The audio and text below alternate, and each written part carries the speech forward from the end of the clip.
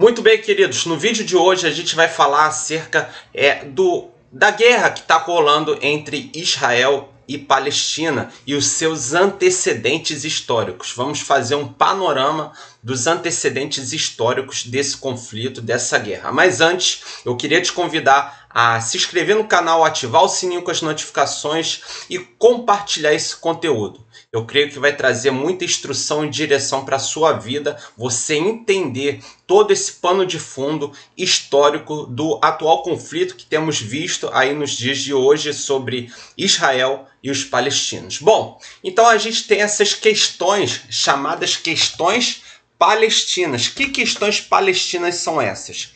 Nós temos de um lado os hebreus da descendência de Abraão, Isaac, Jacó. Hebreu é a denominação daquele povo que é liberto do Egito por meio de Moisés, e eles peregrinam agora no deserto, eles são chamados hebreus. E do outro lado, nós temos aqueles que derivaram ali, vieram da linhagem de Ismael. Deixe-me fazer entender um pouco melhor. Abraão, ele está na sua terra em Ur dos Caldeus, e em Gênesis 12, Deus faz uma promessa a Abraão e fala que a partir dele, ele seria pai de uma numerosa nação, de grandes nações, e ele é chamado em Hebreus, no livro de Hebreus, de o pai da fé.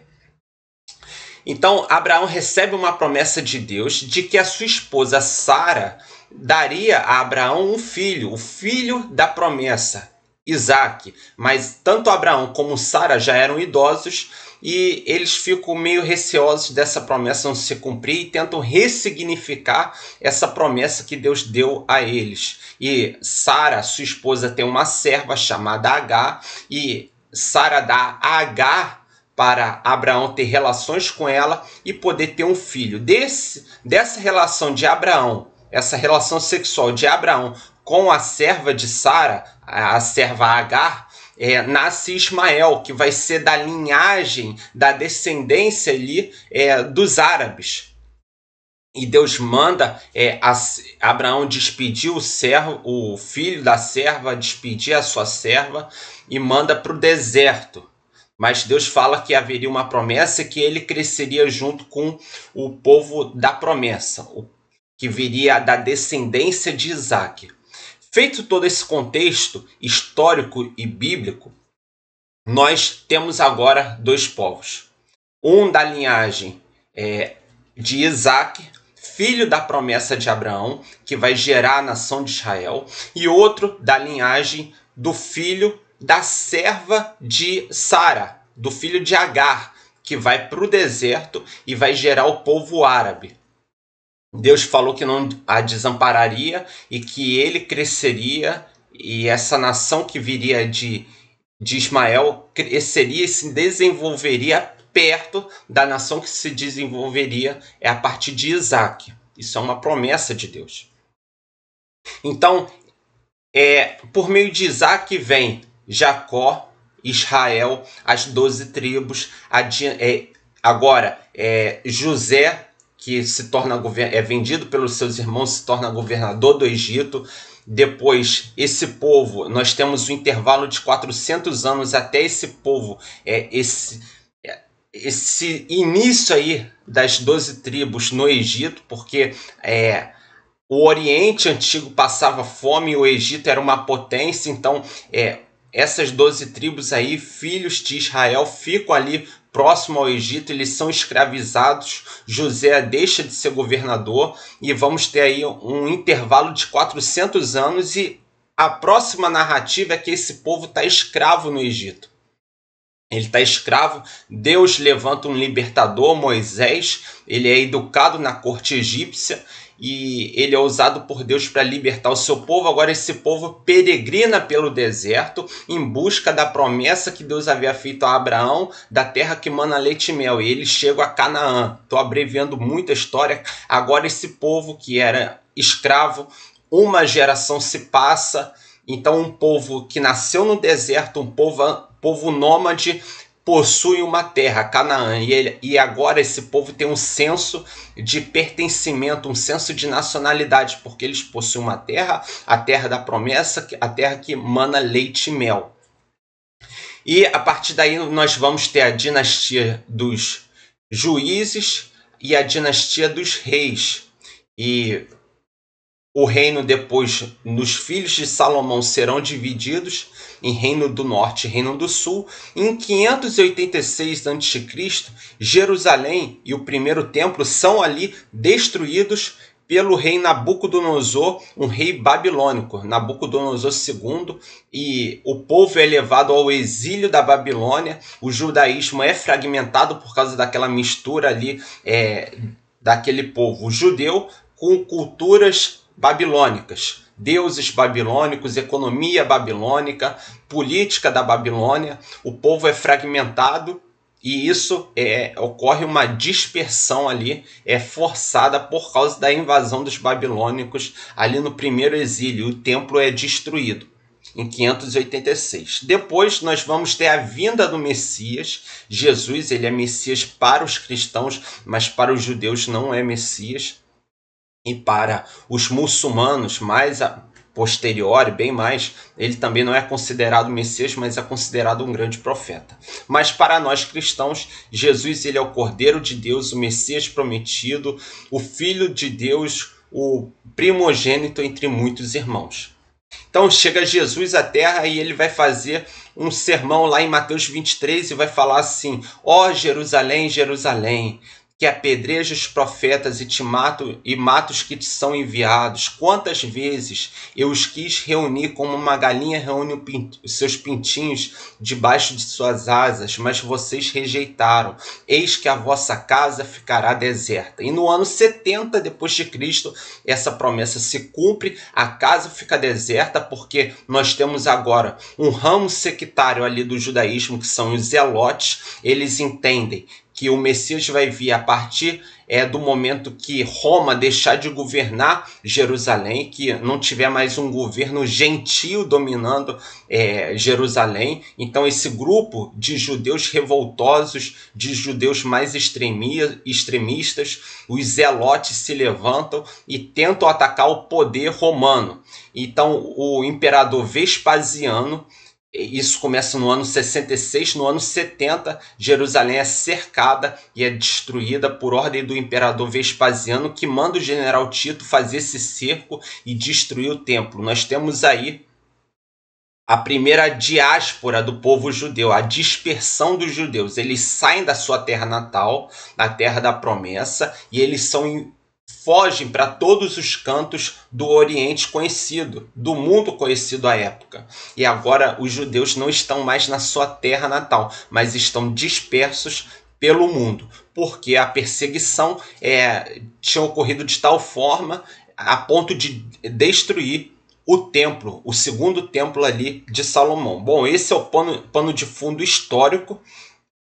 E depois, no século VII depois de Cristo, nós vamos ter em Medina o surgimento de um profeta chamado Maomé. Ele fala que ele tem uma revelação de um anjo, que é uma nova revelação de Deus, ressignificando o Antigo Testamento, dizendo que todos devem se submeter a Deus. E aí está criado o islamismo. Essa palavra Islã significa submissão a Deus. E Maomé vai dizer que essa submissão pode ser de boa vontade ou pode ser por meio da espada. E vamos ter também no Alcorão aqueles chamados versos da espada.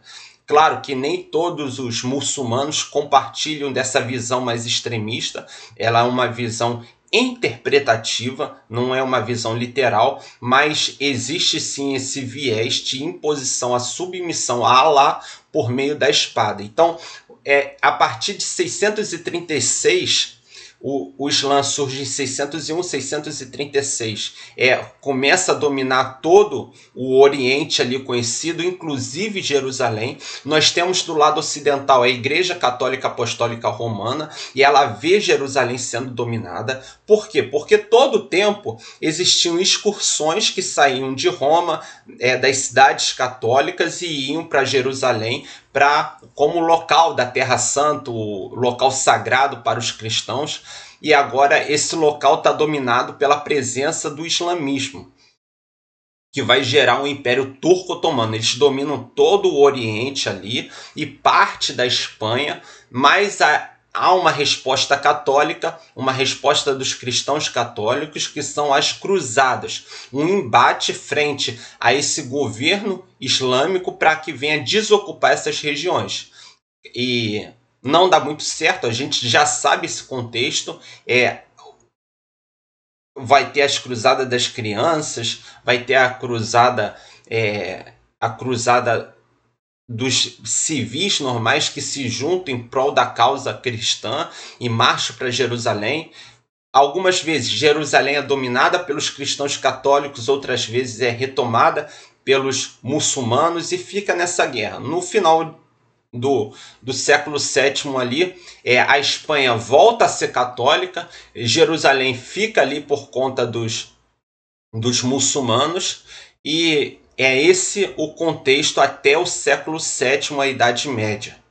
Depois vão ter alguns acordos em que vai ser possibilitado aos cristãos visitar a Terra Santa, mas o período das cruzadas vai chegar a um fim, porque não tem sido, sobretudo, vantajoso para a Igreja Católica. Esse movimento foi um movimento religioso que havia pregações de padres, pregações de frades católicos, do clero católico, até de papas, dizendo que quem lutasse pela causa dos cruzados teria indulgência plena, teria perdão pleno dos pecados. Por isso, muita gente se levantou nesses movimentos para restaurar Jerusalém, que foi sitiada, que foi cercada pelos muçulmanos ali. E os muçulmanos criaram o Império Turco-Otomano. Esse Império Turco-Otomano ele dura até o século XIX. E claro que ele perde a sua hegemonia, ele perde a sua força.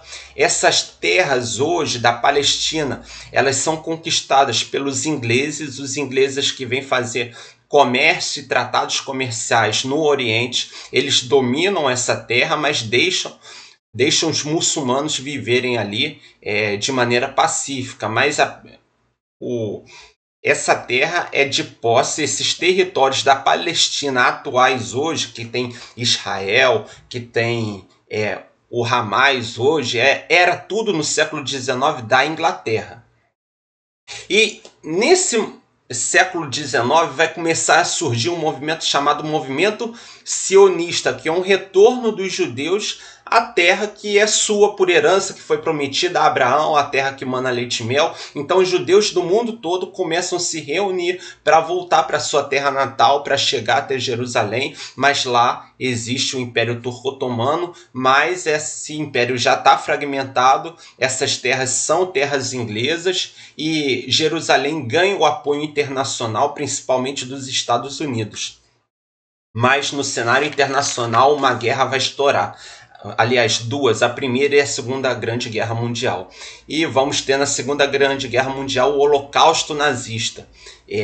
Hitler vai perseguir os judeus alemães e vai colocá-los em campos de concentração, vai enviá-los para a Polônia em campos de concentração como Auschwitz, vai causar todo tipo de dor e horror a esses judeus, expô-los ao Holocausto para que eles sejam torturados e mortos. Por que isso acontece majoritariamente é o pensamento histórico dominante aí, que tenta explicar esse fenômeno de Hitler. Os judeus eles viviam a aristocracia, a burguesia europeia. Eles eram aqueles possuidores dos meios de produção. Eles eram aqueles que possuíam capital financeiro, donos de empresas, de indústrias. E começa a surgir no alemão médio um sentimento ultranacional de que esses judeus que estão no nosso território, lembrando que a Alemanha é palco da Reforma Protestante, então Lutero ele tem muitos escritos aí falando acerca contra os judeus, escritos antissemitas. Ele vai falar que os campos de trabalhos forçados são tanto para porcos como para judeus. E esse sentimento ultranacional dessa Alemanha protestante, claro que o exagero todo é ruim.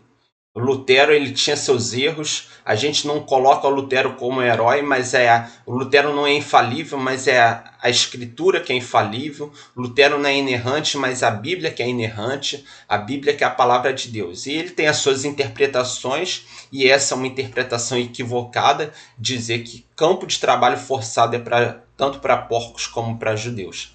Mas esse sentimento ultranacionalista na Alemanha, nascendo e levantando líderes como Adolf Hitler, vai inflamar a população e muito dos cleros, até o clero católico vai ser influenciado dentro da Alemanha, e vai consentir e algumas vezes até permitir a perseguição aos judeus, porque o alemão está passando dificuldade. Ele tem as suas dificuldades diárias de trabalho, e quem são os donos das empresas alemãs e dos meios de produção? Os judeus. Então esse sentimento aflora um movimento antissemita na Alemanha nazista, e acontece o que acontece, os judeus são perseguidos e mortos aí, passam pelo Holocausto. Mas esse Holocausto, por parte dos nazistas, aumenta ali nos judeus, aqueles que estão vivos, o sentimento sionista de voltar para a sua terra. Uma terra que traria proteção, uma terra abençoada por Deus, a terra da promessa que foi dita aos patriarcas, a Abraão, a Isaac e Jacó. E esse sentimento é aflorado, a necessidade de voltar urgentemente para a sua terra. E vai eclodir também no cenário após o Holocausto nazista a tensão da bipolaridade entre Estados Unidos e União Soviética. Estamos também agora pós-Segunda Guerra, no período da Guerra Fria. Vamos ter muitos avanços tecnológicos, a disputa da corrida espacial, mas é esse contexto que tudo está acontecendo. E a Inglaterra, como tinha o controle dos territórios ali da Palestina, vai ceder para a ONU. Até a Segunda Guerra Mundial, após a Segunda Guerra Mundial, a ONU era chamada de Liga das Nações, que normatizou leis internacionais. Claro que elas não têm força executória, porque a ONU não tem o poder de ditar uma lei a um país, seja ele qual for, mas como caráter, é uma lei no caráter de orientação, e fala sobre os direitos humanos, os direitos dos refugiados, os direitos em guerra, tudo isso na Liga das Nações ali após a Segunda Guerra. Depois a Liga das Nações se torna a ONU. E nesse vídeo, quando falar Liga das Nações, entenda que é a atual ONU hoje. E em 1947, a ONU recebe da Inglaterra essas terras, e ela vai fazer a partilha das terras da Palestina. Nós temos esse cenário aqui, deixa eu colocar aqui para você o nosso mapa. Em 1946, o território da Palestina era predominantemente aí ocupado por árabes. Em 1947, a ONU faz esse plano de partilha da Palestina, agrada muito aos judeus, porque eles estão sem terra e agora eles têm uma terra para habitar. O movimento sionista ganha força junto com a iniciativa internacional, o apoio internacional, principalmente dos Estados Unidos, dos judeus retornarem à sua terra. Em 1947 a 1948, nós temos o primeiro conflito de formação do Estado de Israel, porque essa partilha da Palestina não agradou aos árabes. Os árabes estavam lá desde a diáspora do ano 70, e agora, em 1948, eles têm que deixar as suas terras porque os judeus se acham donos, porque existe um livro sagrado para os judeus que diz que Deus deu essa terra a eles. Então isso não agrada muito aos palestinos, mas há um apoio internacional aos judeus espalhados ao mundo todo para retornar essa terra. A ONU apoia essa iniciativa e faz esse plano de partilha da Palestina. E vamos ter um primeiro conflito aí entre israelenses e árabes, entre judeus e árabes. Os judeus são esses ricos, eles têm até tecnologia para dessalinizar a água do mar, eles possuem apoio dos países ocidentais, apoio americano, e há ali a criação do Estado de Israel. A Palestina, perdão, os árabes perdem terreno ali na Palestina, e a gente tem essa segunda configuração que você pode ver aqui no mapa em 1947. Ali ao norte, próximo ao sul do Líbano, temos terras árabes, temos a faixa de Gaza, perto ali fazendo fronteira com o mar Mediterrâneo e parte do Egito, e temos ali a área atual hoje da Cisjordânia, que é essa área central aí em laranja. E a Palestina é todo esse território, incluindo território árabe e território israelense. Em 1947, cerca de 42,9% era Estado árabe e 56,5% era Estado judeu. E nós vamos ter Jerusalém como a área internacional, uma área internacional que vai... Por que essa área internacional? Porque ali nós vamos ter em Jerusalém cristãos que consideram aquele solo sagrado, judeus que consideram aquele local sagrado e muçulmanos que consideram aquele local sagrado. Então ela é uma área internacional, Jerusalém. Então, mediante a divisão da ONU, em 1948, após o conflito, fica confirmado ali internacionalmente que Israel é um Estado, é uma nação. E para ser um Estado geopoliticamente falando, esse território com esse povo precisa de 3 requisitos. O primeiro é um território. Os judeus têm um território, que são essas áreas que nós vimos no mapa, eles possuem um território, um povo reconhecido internacionalmente, o povo judeu, e um governo reconhecido internacionalmente, o governo de Israel. Então agora eles têm o Estado de Israel instituído a partir de 1948, a ONU referenda aí essa criação do Estado de Israel. Mas isso não vai agradar muito aos palestinos.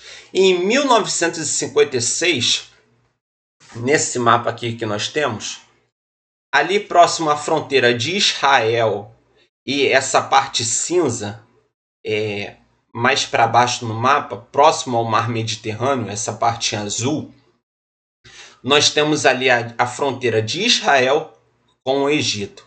Ali nós temos o chamado Canal de Suez.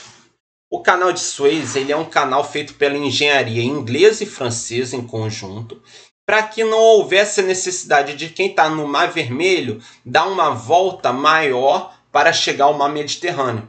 Com esse canal que a engenharia da Inglaterra e da França fizeram em conjunto, criou-se um estreito onde as navegações podem passar direto do Mar Vermelho para o Mar Mediterrâneo. É porque no nosso mapa a gente só tem a questão territorial, a gente não tem a questão hidrográfica, mas seria na divisa de Israel com o Egito, a transição por um canal artificial que haveria passagem do Mar Vermelho para o Mar Mediterrâneo. E esse canal, em 1956, ele vai ser nacionalizado pela autoridade egípcia, um tal de Nasser, que ele é o presidente do Egito. Ele assume o poder no Egito em 1956 e ele nacionaliza o Canal de Suez e manda tropas para a fronteira com Israel. Ou seja, ele fala que o canal agora é dele. E isso vai desagradar quem? Isso vai desagradar a França, a Inglaterra e o próprio Estado de Israel. Estamos agora no contexto internacional. Os conflitos não acontecem de maneira isolada. O contexto internacional agora é o chamado Guerra Fria. Tensões entre Estados Unidos e União Soviética. Em 1956 já está ocorrendo a crise dos mísseis em Cuba. Aqui no Ocidente, Cuba já está com mísseis soviéticos apontados para o território americano. As tensões do conflito da Guerra Fria estão muito acirradas. Então lá, agora na Palestina, nesse Canal de Suez, onde tem tropas do Egito, tropas egípcias, e a dominação por parte desse Canal de Suez do Estado egípcio, França, Inglaterra e Israel pedem apoio a quem? Aos Estados Unidos. E Egito? Egito vai pedir apoio à União Soviética.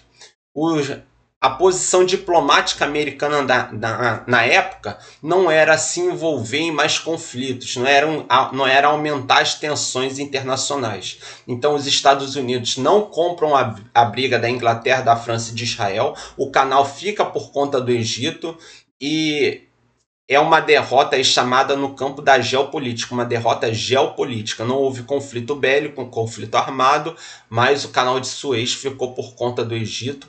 Próximo ali também a esse canal de Suez está a Península do Sinai. A Península do Sinai em terras do Egito e parte ali do sul de Israel. Essa foi uma aquisição do território egípcio, do território árabe, esse canal de Suez e o controle desse canal, das navegações nesse canal, passando do Mar Vermelho para o Mar Mediterrâneo. E também a troca das transações comerciais feitas nesse canal. Em 1967, e eu já tenho aqui no nosso mapa, 1967 ocorre a Guerra dos 6 Dias. Ocorre um ataque preventivo por parte de Israel às áreas ali dos árabes, às áreas ali de interesse dos palestinos. Israel recebe a informação por meio da sua inteligência que vai ocorrer um ataque palestino em solo israelense e eles de maneira antecipada realizam esse ataque contra as regiões ali da Palestina em território israelense. E a gente tem essa configuração do território. A Palestina, ela perde terreno no nosso terceiro mapa, comparado ao segundo, em 1947, os palestinos eles perdem terreno, essa área mais ao centro, que é a Cisjordânia, ela fica menor, a faixa de Gaza diminui, agora ela tem só uma pequena parte fazendo fronteira com o Egito e o restante próximo ao Mar Mediterrâneo. Ao norte, que nós tínhamos ali a fronteira com o Líbano, agora é tudo área de interesse de Israel, é tudo área israelense, não tem mais ali palestinos ocupando aquela área. Então, o que foi defendido ali e o que Israel tomou nessa guerra de 1967? As colinas do Golã, na Síria, onde estava a nascente do Rio Jordão, uma grande parte ali da Cisjordânia, conforme a gente viu nesse mapa, onde passava o Rio Jordão. A faixa de Gaza também diminuiu, Israel ganhou território na faixa de Gaza. A Península do Sinai, o canal de Suez, que era até 1956 era do Egito, agora passa a ser de novo de Israel. A Península do Sinai volta para o controle de Israel e com isso o controle do canal de Suez volta a ser israelense. E a Jerusalém religiosa, a cidade de Jerusalém, que era uma área internacional em 1947 e agora na Guerra dos 6 Dias passa a ser de domínio do Estado de Israel. Bom, isso aí foi por causa de um suposto ataque que ocorreria por parte dos israelenses, mas Israel sai vitorioso, ataca primeiro e conquista a maioria da parte ali dos territórios palestinos, ampliando o seu território e as suas fronteiras. A faixa de Gaza é diminuída, a Cisjordânia é diminuída, o norte de Israel ali, que fazia parte dos palestinos, agora volta para Israel, fazendo fronteira com o Líbano. Mas o negócio não fica tão bom assim para Israel. Israel sempre vai ganhar todas as guerras, sempre ganha.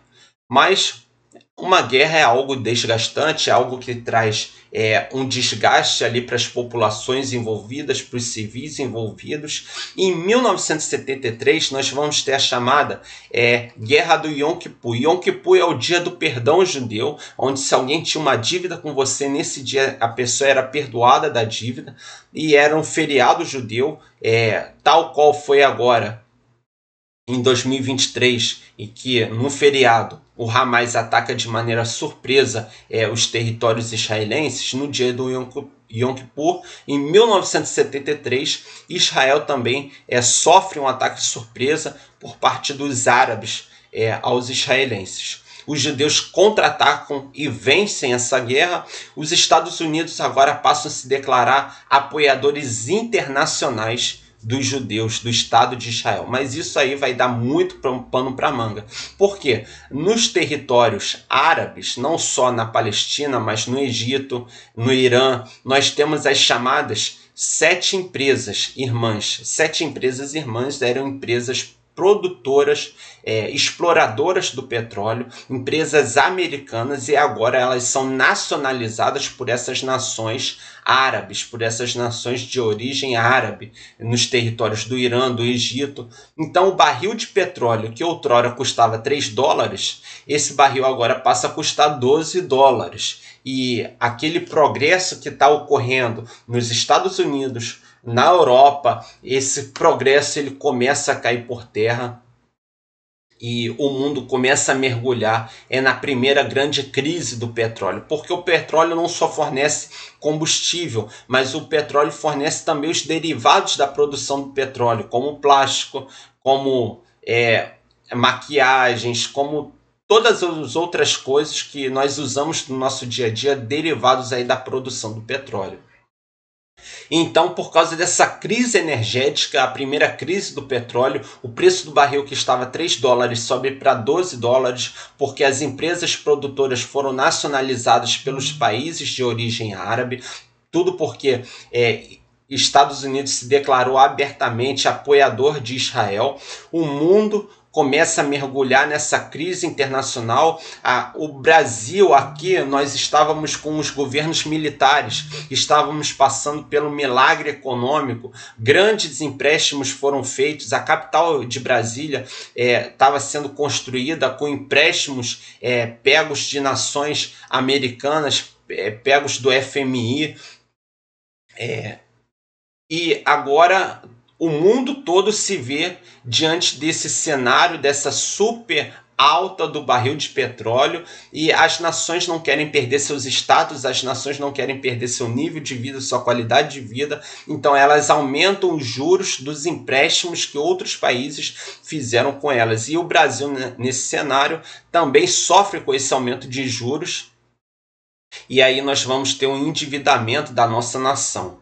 Se por um lado estava ocorrendo o progresso, um progresso feito a partir de empréstimo, agora o barril de petróleo aumentando, essas nações que emprestaram dinheiro para o Brasil precisam recuperar os seus cofres e aumentam a taxa ali do empréstimo, porque elas foram que cederam dinheiro para nós brasileiros. Mas também não fica bom para o lado dessas nações. Estados Unidos com Ronald Reagan e Margaret Thatcher na Inglaterra também vão tomar medidas fiscais para apertar os cintos da sua economia para que possa passar por essa crise. E assim o mundo mergulha na primeira crise do petróleo, uma crise internacional.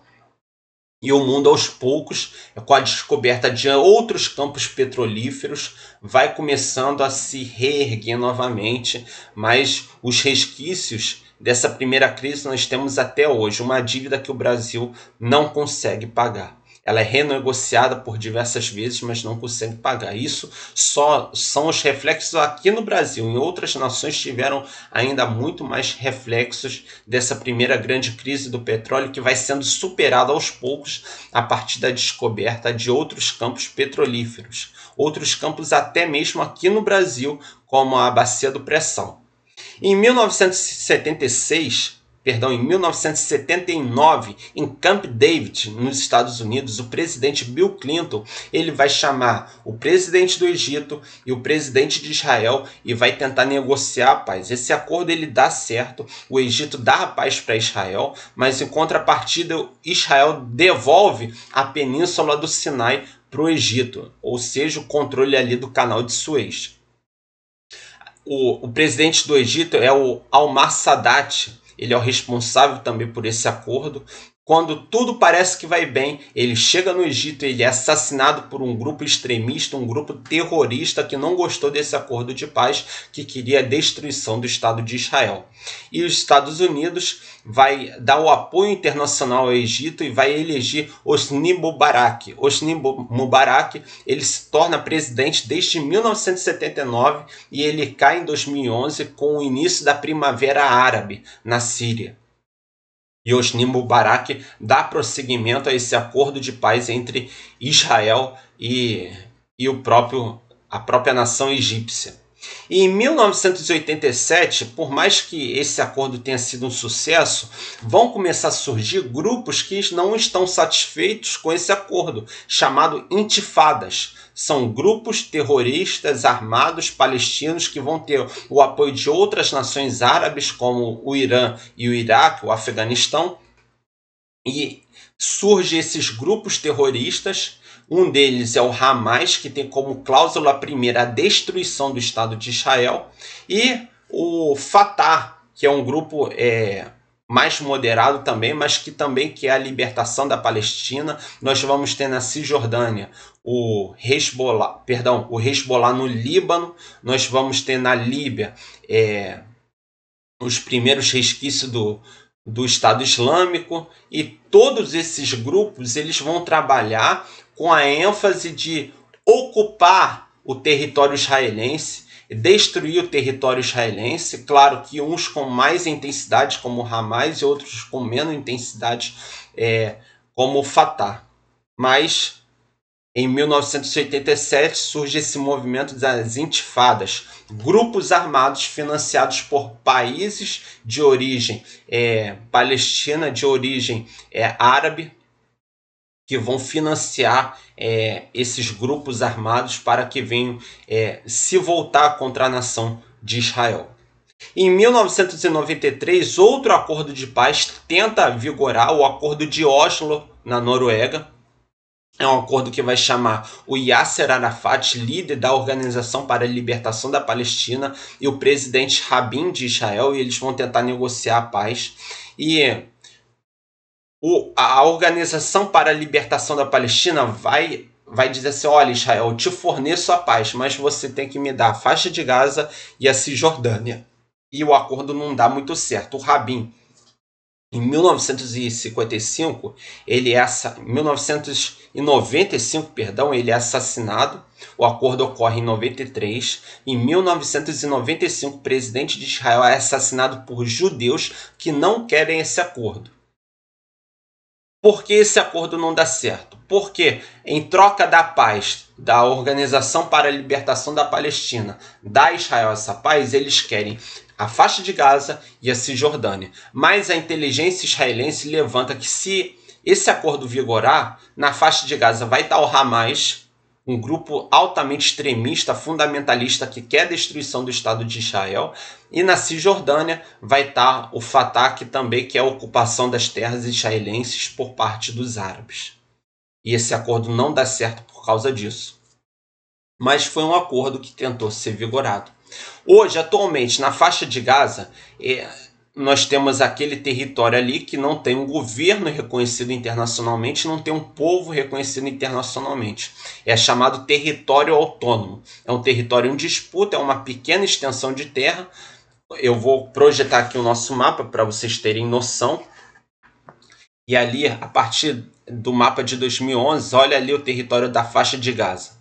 E na Cisjordânia, essa área mais ao centro, nós temos construções de palestinos morando aí nessas áreas. Quando eu falo árabe, nem todo árabe é muçulmano. Temos árabes cristãos, temos árabes judeus, temos árabes ateus. Mas por muitas das vezes, a nacionalidade ela se confunde com a religião desses povos. Então a gente tem que ter muito cuidado ao generalizar, falar de um árabe e ele não ser do Islã. Mas a sua etnia é árabe, mas a sua religião não principalmente vai ser do Islã, mas pode ser judeu, pode ser ateu, pode ser qualquer outra religião, até mesmo budista. Então, nessa área aí da faixa de Gaza, ela é um território autônomo. A Cisjordânia, ela é cercada pelo muro. Existe um muro que cerca Israel e a Cisjordânia. É esse muro aqui. Para evitar com que grupos extremistas árabes que ocupam a Cisjordânia atravessem para Israel e venham causar algum tipo de atentado em Israel. Então o presidente de Israel ele cria esse muro a partir de 2014 e não fica muito bem visto. O Benjamin Netanyahu ele quer com esse muro evitar migrações, porque ali a Cisjordânia é uma área muito pobre. O que eles recebem de água e energia elétrica é proveniente do Estado de Israel, mas o Benjamin Netanyahu não quer que eles passem da Cisjordânia para Israel e mantém aí a construção desse muro cercando todo o território. E o Benjamin Netanyahu ele tem o apoio americano para a construção desse muro. O presidente que passou, o Donald Trump, também tinha a ideia de fazer esse muro e fez esse muro entre os Estados Unidos e o México. Então eles dialogavam e era um pensamento comum cercar suas fronteiras por meio de um muro. Então os Estados Unidos e Israel, eles com isso, com essa construção desse muro, tanto na nação americana como na nação israelense, eles saem da cadeira de direitos humanos da ONU, porque eles visam a preservação ali do seu território. Claro, eu não vou entrar no mérito aqui se eles estavam certos ou não, porque a população civil da Palestina era uma população muito pobre, mas grupos armados também como o Hamas e o Fatah aproveitavam dessa vulnerabilidade das suas populações. Eles não estão a favor das suas próprias populações e aproveitavam essa vulnerabilidade para passar para território israelense e causar terrorismo. E hoje, o que aconteceu em 2023, durante um feriado judeu, um feriado que os judeus comemoram o recebimento da lei de Deus ali por Moisés, um feriado tranquilo, grupos do Hamas, da faixa de Gaza, entram em território israelense e causam ali bombardeios, lançam mísseis em prédios israelenses, uma sequência de ataques ali a Israel. Quando tudo parecia estar calmo, já havia relatórios da inteligência de Israel dizendo que aquela área ali já estava sendo ocupada, a região de fronteira, por grupos armados, mas parece que as autoridades israelenses não deram muito crédito aos relatórios da inteligência israelense. E agora Israel sofre esses ataques, os reservistas são convocados, forças terrestres são formadas para entrar em territórios ocupados por palestinos para que venham ao encalço desses grupos terroristas. A nação americana manda o porta-aviões para Israel para apoio da supremacia aérea, para que os territórios sejam restaurados. O que acontece? O exército israelense toma territórios palestinos, os palestinos, em contrapartida, entram em hospitais israelenses, matam crianças, explodem crianças, decapitam crianças, cortam a cabeça desses bebês. Algo extremamente horrível, extremamente desumano. E Benjamin Netanyahu se pronuncia e fala que só vai parar quando o Hamas estiver aniquilado. Então parece que vamos ter mais cenas dos próximos capítulos dessa guerra. Mas a ofensiva israelense, a contraofensiva israelense, tem logrado êxito em conquistar de volta os territórios aí ocupados por palestinos. E aí quem sofre no meio disso tudo é a população civil de ambos os lados. Mas isso é só o pano de fundo, o contexto histórico do conflito que temos visto estourar aí na mídia nos últimos dias. Tá bom, pessoal? Isso é só um panorama do contexto histórico. Se eu deixei alguma coisa de fora, eu peço que você coloque aqui nos comentários. A sua opinião é importante, a opinião não fundada em ódio, mas uma opinião sadia em que vamos ter o diálogo. Beleza? Então fica aqui o nosso vídeo. Até a próxima!